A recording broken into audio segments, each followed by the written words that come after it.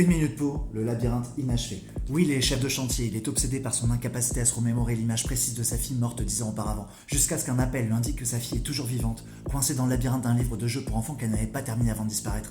C'est alors que commence un dédale de décisions à la frontière du fantastique en plein cœur de Toronto. Jeff Lemire, c'est un auteur prolifique, c'est clairement un des auteurs qui réalise le plus de masterclass, que ce soit en scénarisant l'univers de DC Comics ou dans ses propres projets. Et là, le gars il a pas dénoté, tu te retrouves avec le choix d'une palette de couleurs réduite avec simplement un rouge qui tranche dans ce crayonnage qui est quasi maladif.